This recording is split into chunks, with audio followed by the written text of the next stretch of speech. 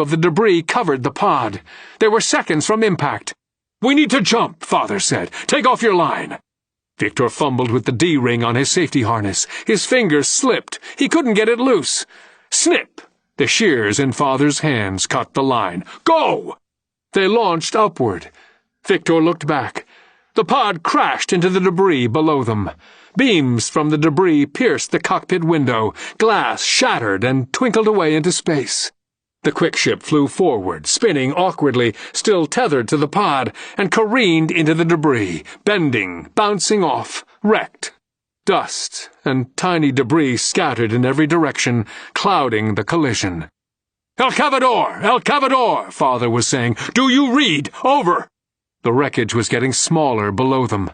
They were still flying upward with the force and speed of their launch. They weren't tethered to anything. They had nothing in hand to stop themselves. Father was off to Victor's right, with the distance growing between them by the second. They had launched at slightly different angles, and now they were drifting farther apart. Unless El Cavador retrieved them immediately, they would fly in this direction at this speed forever. "El Cavador!" Father said again. "Can you read?"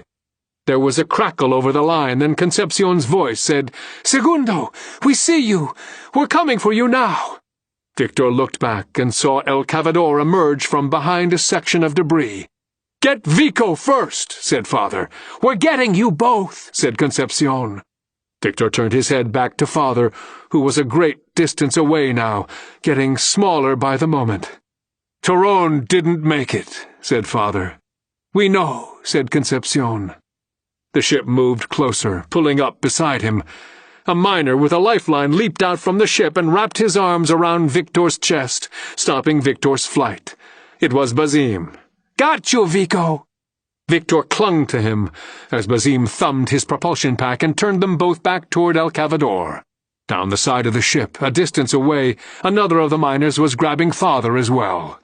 Victor watched until he was certain Father was secured, then turned his head and looked back at the wreckage now far below, where Torone was lost among the dust and debris. Chapter 15. Warnings. Victor gathered with the council in the Fuge 2 days later after a search for more survivors proved unsuccessful. He had hoped to accompany the search party to look for Honda, but Concepcion had asked him and Father to comb through the wreckage for salvageable parts instead. It was a long shot, but if Victor and Father could find enough parts to build a laser line transmitter, they could restore the ship's long-range communication. Father had said that finding what they needed would be like finding needles in a haystack that had been ripped to shreds and strewn across a county mile, but he agreed to look nonetheless. When he and Victor came up empty-handed, Concepcion convened the council meeting.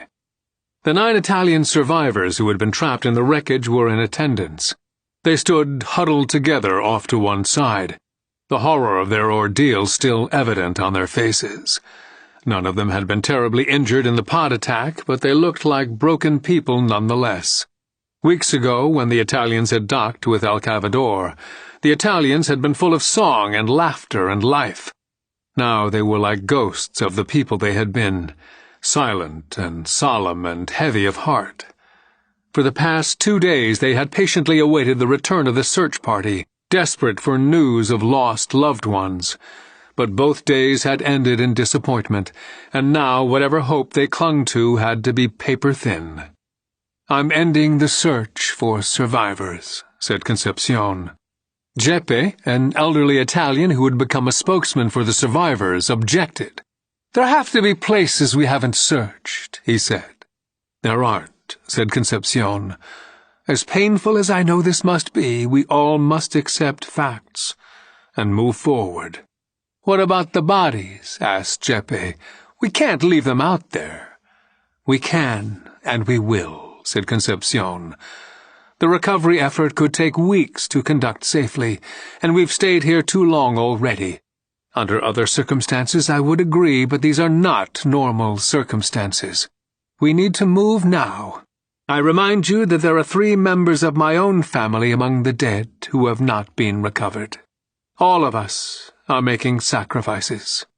She meant Tyrone, Farron, and Honda. The miners never found Honda's